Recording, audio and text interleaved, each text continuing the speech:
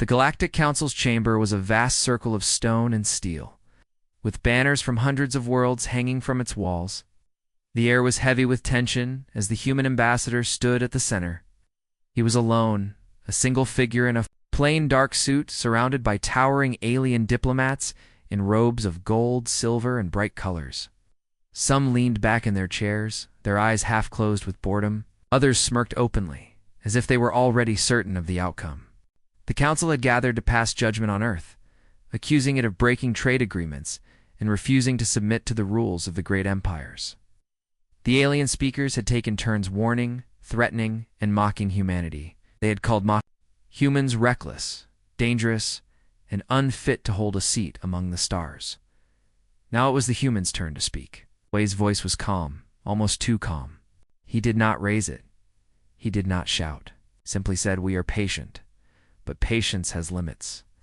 The words echoed in the high chamber, but instead of fear, they drew laughter. A tall insectoid delegate clicked its mandibles in amusement. A reptilian ambassador leaned forward, hissing that Earth had no fleet worth fearing and no allies worth mentioning. Others joined in, their voices overlapping until the chamber was filled with the sound of ridicule. The human did not react. He only looked at them for a moment longer, his expression unreadable, then turned and walked away without asking for permission to leave. The council guards allowed him to pass. Most thought it was over. It was not over. Far from the glittering cities of the council worlds, beyond the mapped trade lanes, lay regions of dark, empty space. Here, human ships moved quietly, almost invisibly. They had no official markings, no signals, and no records in any alien database. Most of the galaxy believed Earth's navy was small and outdated, built only for defense. That was true for the ships the aliens could see. The others were different. They had been built in secret, in hidden shipyards orbiting lifeless moons. They had been tested in silence, far from curious eyes.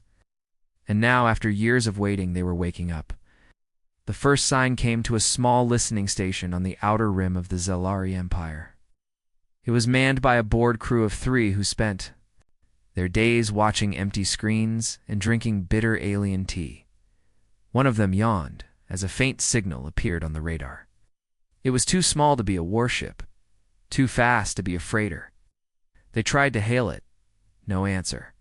The object changed course, suddenly accelerating in a way no alien ship could match. Then it was gone. The crew reported it to their superiors, but the message was filed away without urgency. The official records, it was marked as possible sensor glitch. A week later, an alien patrol fleet in the Lorin sector reported contact with a human convoy. They moved in to inspect, certain the humans were carrying restricted goods. The first message from the patrol was routine. The second was confused. The third was broken by static. Then there was nothing. Hours later, a salvage team was sent. They found debris-twisted metal floating slowly in the black. No human wreckage was found, only alien. The cause of destruction was unknown. In the council chamber, news of the incident was treated as an accident, perhaps even a result of poor alien training. The ambassadors laughed it away, saying humans had simply gotten lucky. They still believed Earth was small, fragile, and alone. They still believed threats would keep humans quiet. But in the dark between the stars, more ships were moving. Large ones, their hulls painted in shades that swallowed light. Their engines burned with a cold blue glow. Our crews spoke little, their orders already sealed. The human ambassador did not return to the council, did not send letters or warnings. Earth's official communication channels went silent. To most aliens, it seemed like a retreat, a sign of surrender. But to a few who had studied human history, it was a bad sign. One quiet historian in the archives whispered to her colleague that humans always smiled before a storm. Her words were dismissed. No one in power listened. The galaxy kept turning. Fleets moved, trade flowed. But in the black places between the stars, the air was shifting. Something unseen was spreading messages in encrypted human codes. Coordinates sent across secret channels, warships adjusting their courses. The humans were not gathering at home. They were already out there in the hidden edges, waiting for the right moment.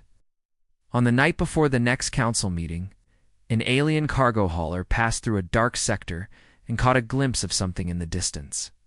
At first, the captain thought it was a line of faint stars. Then they moved, all at once, like a curtain being pulled aside. For a brief moment, the hauler's sensors locked onto dozens of ships, their shapes sharp and angular, their weapons glowing faintly. Then the hauler's lights flickered. When they returned, the space was empty again. The captain did not report it immediately. He stared out into the black, feeling the weight of what he had seen. Somewhere in the distance, far beyond the reach of the Council's control, humanity's patience had ended, and something had begun. The Zellery Empire's High Admiral stood before a star map, his long claws tapping against the glowing image of the Lauren sector. 5 patrol ships had gone silent there in the last month. The official reports called it pirate activity, but he did not believe that. Pirates did not leave no survivors. Pirates did not erase entire crews without a distress signal. Admiral's eyes narrowed. The missing fleets had one thing in common. They had all intercepted human convoys before disappearing. That was not coincidence. It was a pattern. And patterns meant planning. Still, the Council had voted for a show of force. The message was simple. Teach the humans fear before they grew bold. The Admiral selected 12 of his best warships, all fast, all heavily armed, and ordered them to sweep the human trade routes. He did not know that by the time the order was sent, humans were already watching his fleet. The first encounter was supposed to be routine. The alien fleet came across a slow-moving cargo transport near an asteroid belt. It bore the markings of Earth's merchant guild, nothing unusual. The Admiral ordered the transport to halt. No response. He ordered weapons primed, intending to fire a warning shot. That was when the strange readings began. The transport's mass suddenly dropped on sensors, as if most of its weight had vanished. Seconds later, the ship's shape-shifted panels, sliding back to reveal hidden weapon mounts. By the time the Admiral understood that it was no transport, it had already fired. The human ship moved like nothing the aliens had seen. It didn't just dodge fire, it seemed to be where shots were, aimed a fraction of a second earlier, as if it knew the enemy's moves before they made them. Within 2 minutes, 2 alien cruisers were burning, and another had gone dark. The Admiral ordered a retreat, but by then the human vessel had already vanished into the asteroid belt. The alien survivors limped back to base, their ships scarred, and their crews shaken. Word spread fast, but not officially. The Council released a short statement calling the event an unfortunate misunderstanding. In the outer colonies, though, the story grew. Witnesses claimed the human ship never appeared on sensors until it fired. Some swore they saw its hull change color in the middle of battle, blending into the darkness. Others whispered that the humans had weapons that tore through shields like paper. In the weeks that followed, more fleets were sent, and more vanished. Sometimes only wreckage was found, sometimes nothing at all. The few survivors spoke of human voices breaking into their communications, calm and cold, saying things like, "You shouldn't have followed us," or "This is not your space anymore." These transmissions were never officially recorded, but they became ghost stories among alien crews. The Admiral himself began to doubt the mission. Every time he sent ships out, they returned fewer in number. Even the veterans, hardened by years of battle, looked uneasy when human ships were mentioned. They called them Phantoms and Ghost Fleet, names that spread like wildfire in military halls. The Admiral tried to rally his officers, but deep inside, he felt the truth pressing against his mind. This was not a small defense force reacting to raids. This was something larger, something planned, and it was moving faster than the Council could react. One night, as the Admiral studied the fleet losses in his private quarters, a coded message arrived. It was not from any known channel, yet it carried the encryption of the Zellery High Command. The message was only 3 words long. It read, "You are marked." He felt his scales tighten and immediately ordered a trace, but it was useless. The signal had come from inside the station itself, yet no source could be found. Cameras showed nothing. Doors remained locked. Still, the message had been delivered. In the dark stretches of space, human ships continued to move without being. seen, and more alien fleets continued to vanish. The Council still laughed in public sessions, still called Earth small and harmless. But in private, some members had begun to keep their fleets close to home. The galaxy did not know it yet, but the humans had stopped waiting. They were no longer responding to threats they were hunting, and the list of those marked was growing. The alien capital was a world of glittering towers and endless light, a place where the night sky was hidden beneath the glow of its own brilliance. On a quiet evening, its citizens looked up to see strange red streaks cutting across the upper atmosphere. At first, they thought it was a meteor shower. People gathered on balconies and rooftops, pointing toward the burning trails in the sky. Then the first impact hit. It struck a military shipyard on the edge of the city's great ocean, turning steel and stone into fire and smoke. A second impact destroyed the orbital defense hub above the planet. Panic erupted. Sirens wailed across the capital. Defense fleets scrambled to intercept the attackers, but their sensors showed nothing, only empty space. Commanders barked orders, scanning for any trace of incoming ships, but every reading returned clean. Then, over every communication channel, a voice spoke. It was human, calm, steady, cold. This is only the beginning. The transmission ended, and moments later, 3 more explosions lit the horizon. The council called an emergency meeting. Chambers were filled with shouting ambassadors, each accusing the others of hiding human activity in their sectors. The Zellery representatives demanded that the humans be declared a galactic threat. Others tried to calm the room, saying it was impossible for such a small species to pull off this kind of attack. Yet the evidence was undeniable. Military targets across 4 star systems had been destroyed in less than an hour. No one had seen the attackers coming or going. In the shadows of the Council's archives, the historian who had once warned about human patience sat alone, reading through records from humanity's early wars. She found the same pattern again and again. First silence, then sudden, overwhelming action. Every time, it ended the same way, with the enemy unable to recover before the humans were already gone. She closed the records with trembling hands. Meanwhile, across the alien capital, strange rumors began to spread. Workers in the lower districts swore they had seen huge shapes moving across the clouds before the explosions. A freighter pilot reported that her navigation system briefly showed hundreds of ships above the capital before they all vanished from the display. The military dismissed these stories as fear and confusion, but the whispers kept growing. They called them the ghost fleet, human ships that could appear and disappear at will. In a secret war room beneath the capital, the Empire's top admiral reviewed the attack patterns. The precision was terrifying. No civilian areas had been hit, yet the entire planetary defense network was crippled. It was as if the humans had studied the capital for years, learning every weakness before striking. He asked his intelligence officers how long they believed it would take for the humans to launch a full invasion. None of them answered. One finally spoke, his voice low. If they wanted to invade, they already would have. In the weeks that followed, the attacks did not stop. Small strikes hit shipyards, weapon factories, and command stations in multiple systems. Not a single human casualty was ever reported because the humans were never found. Alien fleets tried setting traps, using bait convoys to lure them in, but the Ghost Fleet never appeared where it was expected. Instead, the bait fleets would return home to find their bases destroyed while they were gone. The Council began to fracture. Some members argued for peace talks, desperate to end the attacks before their own worlds were targeted. Others demanded even greater force, convinced the humans could be crushed if enough fleets were sent. But for the first time, no one spoke of humans as weak. No one laughed when their name was mentioned on the edge of Council space. Far from the capital, a listening station picked up a human transmission. It was short, only a single sentence. You drew first blood. The message repeated 3 times before cutting off. The station commander hesitated before sending it to the capital, as if passing along the words would somehow make the threat more real. In the alien capital, the night sky burned again, only this time, no one thought. It was meteors. And somewhere in the black, the Ghost Fleet waited for its next target.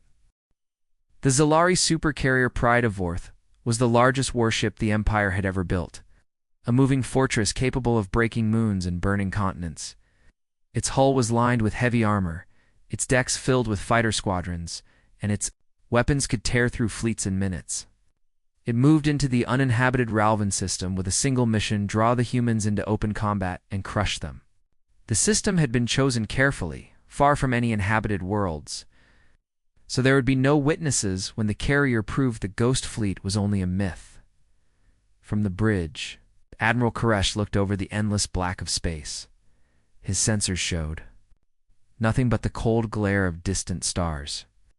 He ordered the carrier's fighters to sweep the nearby asteroid fields, convinced the humans were hiding there. Hours passed. No contacts. The crew began to relax, the tension fading into boredom. Then one of the outer defense frigates sent a single, abrupt transmission, no words, only static and a high-pitched tone. Moments later, it vanished from the display. Koresh ordered all ships to full alert. The remaining frigates tightened their formation around the carrier, scanning in every direction. Still, nothing appeared on sensors. The crew on the bridge began to whisper. Some claimed they heard faint tapping noises echoing through the hull, as if something was crawling along the ship's exterior. Others said they felt a vibration in the deck that didn't match the carrier's engines. Then it happened. A single contact appeared on the tactical display, small, moving fast. It had the profile of a human corvette. Koresh saw his chance. He ordered all forward weapons to fire, but before the first shot was launched, the contact split into 3, then 6, then 12 identical signatures. The carrier's targeting system scrambled to keep up. By the time the weapons fired, the targets were gone. In their place, the nearest frigate exploded in a silent bloom of light. The humans were playing with them. Koresh ordered the carrier to retreat toward the system's outer edge. The supercarrier's engines roared, but then every light on the bridge flickered. Alarms blared. Gravity fields buckled for a moment, sending crews stumbling. The navigational officer shouted that they were caught in an artificial gravity well. That shouldn't even be possible in this system. Somehow, the humans had turned a cluster of asteroids into a trap. Using hidden generators to bend space and slow the carrier's escape, from the darkness beyond the asteroids, shapes began to emerge. Not dozens, hundreds. Sleek, angular, painted in colors that devoured the starlight, the human fleet moved without sound. They did not send a hail. They did not demand surrender. Simply surrounded the carrier like predators circling prey. Koresh clenched his fists and gave the order to fire everything. The Pride of Vorth's guns lit the void with plasma and missiles, but the humans were already moving. They slipped between the carrier's firing arcs, striking from blind spots, cutting through the escorts with impossible precision. Each human hit was deliberate, targeting engines and weapons, disabling ships rather than destroying them outright. The carrier's shields flickered, then failed. The final blow came when a human battleship, 3 times smaller than the carrier, appeared directly beneath it, its hull brushing the edge of the massive vessel's armor. In one blast, the battleship tore through the carrier's main reactor. Koresh watched the power levels drop, the lights fade, and the weapons fall silent. His crew stared at him, waiting for orders, but there was nothing left to give. A single message came through the comms, spoken in a calm human voice. "We could have ended you. We chose not to. Remember that." Then the human fleet vanished, disappearing into the asteroid field as if they had never been there at all. Hours later, rescue ships found the Pride of Vorth adrift, its systems dead. Its crew shaken, but alive. The carrier was towed back to the capital, a floating reminder of what had happened. And across the galaxy, the story spread. Humans had faced the Empire's strongest weapon and left it powerless, not destroyed. It was not a victory for the Empire. It was a warning, and everyone understood it. Across every world in Council space, the same thing happened at the same moment. In the middle of the day, in the dead of night, in the quiet between shifts, come screens lit up with a sudden static burst. The noise cleared to reveal a single human face, its expression calm but cold. The voice that followed was steady, without anger, without hesitation. You threatened our home. You made your choice. Now, we make ours. The message repeated twice, then cut off, at the silence. That followed was not peaceful. Within minutes, reports began flooding in from dozens of star systems. Human fleets had appeared without warning, striking military outposts, weapons factories, and fleet command hubs all at once. They didn't target cities, didn't harm civilians. They were dismantling the galaxy's ability to wage war. Precision was terrifying in the Outer Rim. Kaleri Destroyer Group watched in disbelief as a human cruiser jumped directly into their formation, fired once, and vanished before they could even lock weapons. In the Vornox sector, an entire orbital shipyard was found abandoned, its workers unharmed, but every single warship under construction gone. No alarms had been triggered. No one had seen the humans take them. The council chambers erupted in chaos. Some ambassadors demanded an immediate surrender to Earth, fearing that their worlds would be next. Others insisted on fighting, claiming that if they pushed the humans hard enough, they could be forced into negotiations. But for the first time in living memory, there was no consensus. Every empire was watching its borders, waiting for the Ghost Fleet to appear. Inside the Zelari High Command, Admiral Koresh stood over a map of Council space, marking each system that had been struck in the last 24 hours. It wasn't random. The humans were cutting the galaxy into isolated pieces, severing communication routes, and breaking supply lines. If it continued, the Council's combined fleets would be trapped in their own territories, unable to support each other. Koresh knew that kind of strategy it wasn't meant for conquest. It was meant for control. In the streets of the capital worlds, citizens began whispering that the war was already over, even if no one would admit it. Alien traders told stories of human ships gliding silently past their convoys, never firing, never hailing, but making it clear they could. An entire generation of alien soldiers had grown up without fearing humans. Now that had changed. In a hidden sector, the Ghost Fleet gathered again. Thousands of ships, all dark and silent, drifting in perfect formation. They waited for orders. From a voice that spoke only through secure human channels, a voice no alien had ever heard. To the humans, this was not revenge. It was a message written in the language of power, and the galaxy was beginning to understand it. In one last coordinated strike, human fleets appeared over a dozen enemy-controlled worlds. They did not fire. They did not destroy. Instead, they jammed every communication signal, hacked every broadcast system, and played the same message in every language of the Council. We will not attack you again. If you never threaten us again, remember what you saw. Remember what we could do. And they were gone. The galaxy was left in silence. No one knew where the humans would strike next. No one knew if they would strike at all. But everyone knew one thing: Earth had made its choice, and the Council would never forget it. Years passed, and the war no one had officially declared became a memory the galaxy tried not to speak of. Trade resumed between worlds.